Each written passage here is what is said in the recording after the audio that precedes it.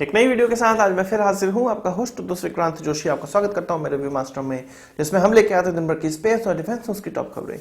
यदि आपने इस चैनल को सब्सक्राइब नहीं किया हुआ तो अभी कर लीजिए और बेल आइकन को भी प्रेस कर दीजिए। यदि आप मुझे ट्विटर पर फॉलो करना चाहते हैं, लिंक डिस्क्रिप्शन में मिल जाएगा और स्क्रीन पर भी मिल जाएगा। अपनी सबसे पहली खबर की बात करेंगे तो ब्राजीलियन रिमोट सेंसिंग सैटेलाइट की तरफ से निकलकर सामने आ रही है।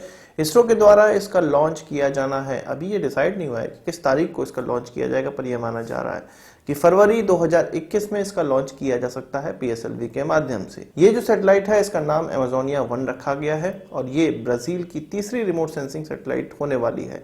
इसके माध्यम से वो अमेजोन के जंगलों पर नजर रखेंगे। अमेजोन के जंगलों में आग लगने के बाद अब क्या स्थिति है, डिफॉरेस्टेशन पे भी एक नजर रखने के लिए इस सैटेलाइट को लॉन्च किया जा रहा है। यह मल्टीपर्पज सैटेलाइट है, इसलिए इसका इस्तेमाल कई जगह में किया जा सकता है।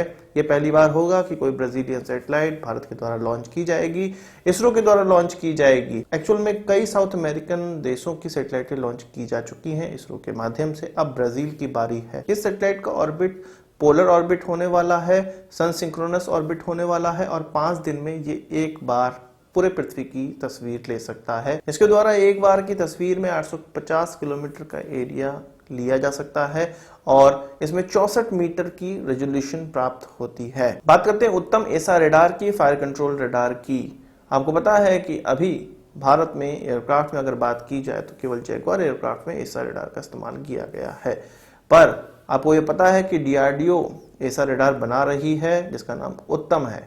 इसका जो एयर टू एयर ट्रायल है वो कंप्लीट अब हो चुका है।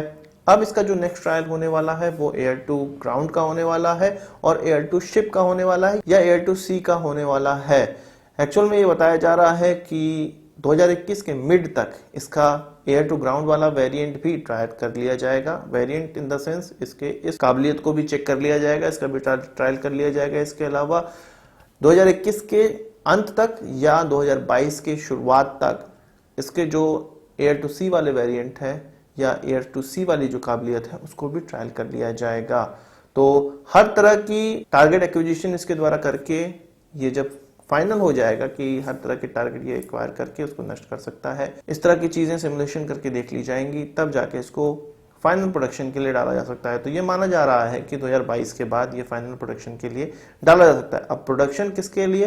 तेजस MK1 के लिए। हालांकि अभी इसमें एल्टा रेडार, एल्टा एसा रेडार का चुनाव किया गया है। जो स्पेसिफिकेशन सामने लाई गई है उसमें तेजस MK1A के लिए, जो कि 83 की संख्या में HAL को बनाने हैं, अभी एयरफोर्स ने इसका कॉन्ट्रैक्ट नहीं दिया है पर देने की उम्मीद है। उसमें एल्टा रडार का इस्तेमाल किया जाएगा, पर डीआरडीओ इस चीज के लिए बड़े संतुष्ट दिख रही है कि जल्द से जल्द इसका ट्रायल कंप्लीट करके वो फिर से इसको प्रोजेक्ट करेंगे कि तेजस MK1 के कुछ एयरक्राफ्टों में इसका इस्तेमाल किया जा सके।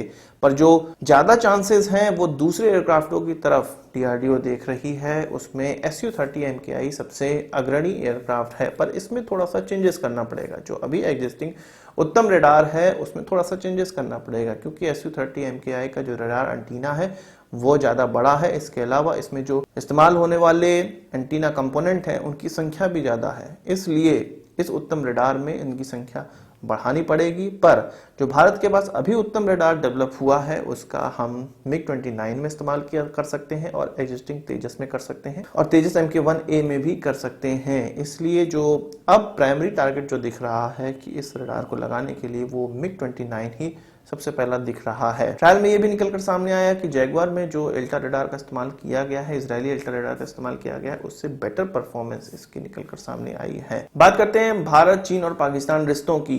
शुरुआत में बात करते हैं भारत और चीन रिश्तों की, फिर पाकिस्तान के साथ जो उनके रिश्ते निकलकर सामने आ रहे हैं उसमें एक महत्वपूर्ण खबर निकलकर सामने आई है।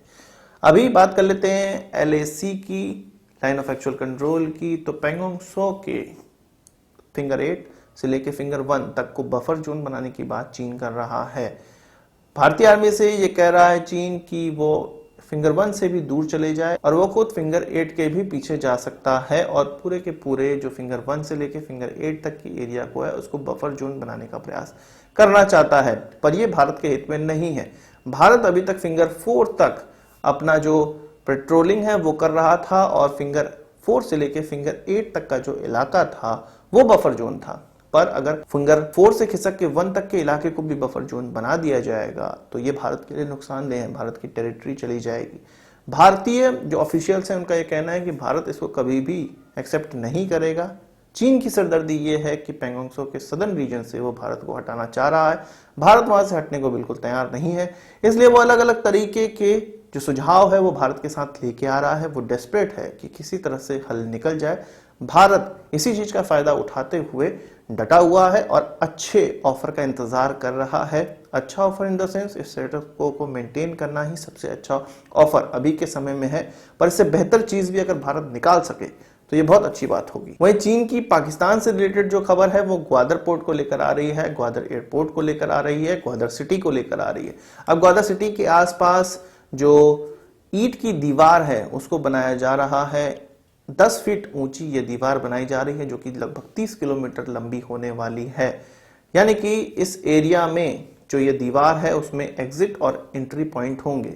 इसके माध्यम से चीन यहाँ पर नजर रखने वाला है कि कौन इस सिटी के अंदर आ रहा है और कौन बाहर आ रहा है। इस चीज पर भी वो लगाम लगाना चाहता है कि कौन अंदर आएगा और कौन बाहर जाएगा। इसमें वो 500 HD कैमरे लगवा रहा है और स्थानीय लोगों का ये कहना है कि वहां पर जो पूरे पोर्ट के आसपास चाइनीज नेवल के लोगों का जमावड़ा देखने को मिल रहा है। हो सकता है कि चीन यहाँ पर अपना जो बेस है उसको लगभग पूरा बना चुका है और अब वो अपने लोगों को, अपनी जो सेना है उसको डिप्लॉय करना चाहता है। इसलिए इस पूरे एरिया को घेर रहा है ताकि उसके अंदर की जो डिप्लॉयमेंट है वो सुरक्षित रह सके। चीन अपनी नेवी यहाँ पर इसलिए डिप्लॉय कर रहा है क्योंकि ग्वादर पोर्ट के आसपास सीपेक का जो प्रोजेक्ट चल रहा है उसमें उनके वर्कर्स काम करते हैं।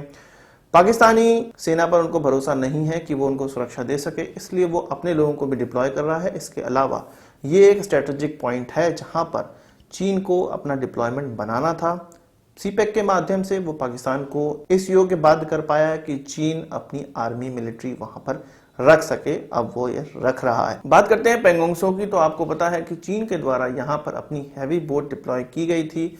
झील जम जाने के कारण अभी ये बोट किसी काम की नहीं है। भारत की बोट यहाँ पर है तो, पर वो हल्की हैं और यदि वो चीन के बोट के साथ अगर रैंपेज उनका होता है, टकराव होता है, तो हमारे जो बोट्स हैं वो आसानी से नष्ट हो सकती हैं। इसी तरह की बोट हमारी इस्तेमाल की जा रही थी, पर गोवा शिपयार्ड लिमिटेड से ये कहा गया है कि 12 इस प्रकार की पेट्रोल बोट बनाई जाएं जिनका स्टील हल होना चाहिए।